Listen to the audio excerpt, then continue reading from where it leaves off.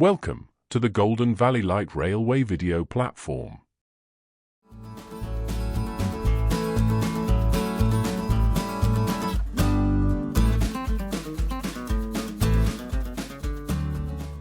This is a restoration blog video.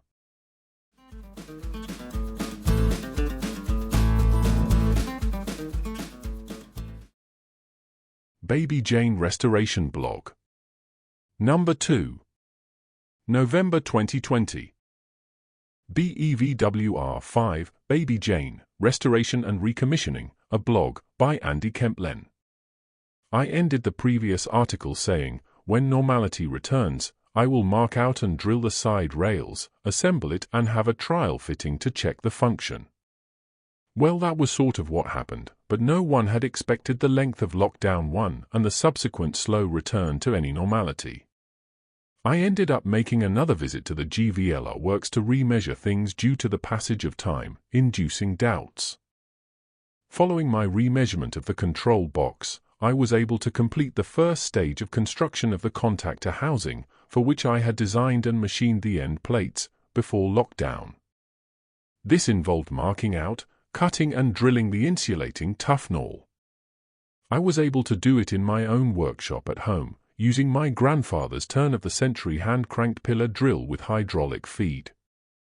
I was then able to have a trial assembly, using some bolts that I had at home, although they were of the incorrect length, not having enough thread to allow the cable terminals to attach, but good enough to try out the fit. The end plates hang off two support brackets around the switcher cam in the control box, the support studs being clamped by some screw-down caps. You can see long bolts in the picture, ready to perform the task of the support studs at my next visit to the GVLR running shed workshop. The correct length of the studs was not yet known. Another visit to the works in a COVID-safe manner, on a Sunday, proved that it all fitted and I was able to determine the correct support stud length. Following a discussion with Ed Draper, who was there that Sunday, it was decided that we should utilize the available arc chute attachments for the top of modern Schaltbau contactors, not available or fitted to the old Sevcon units. They are a device that fits on top of the contactor. It is used to contain and rapidly blow out the arc created as the contactors open the connection of the relatively high current provided by the batteries, sustained by the induction energy of the motor coils. Baby Jane will be better than new. I did some more internet research into the Schaltbau arc chutes and found some available in the USA at £5.40 each.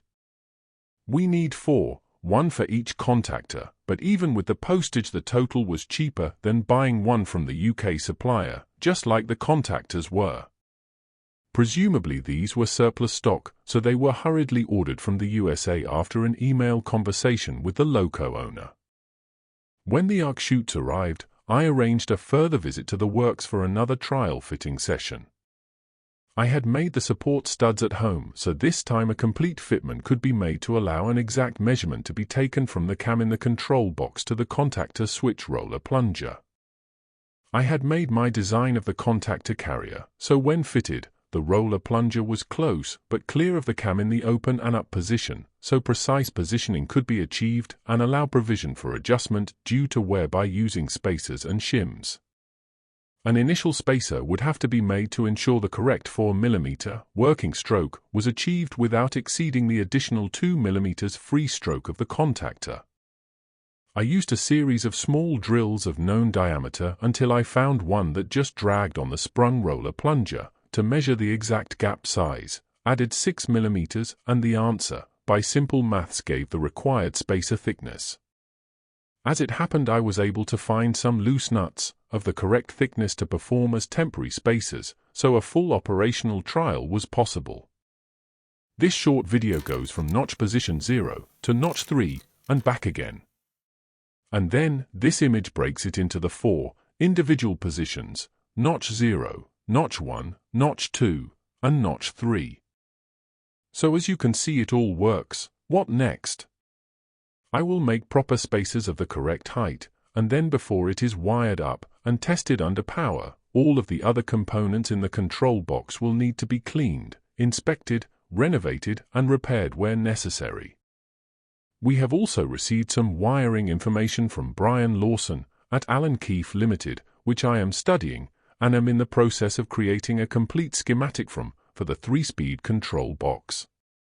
What I had previously to work from was a 4-speed schematic wiring diagram.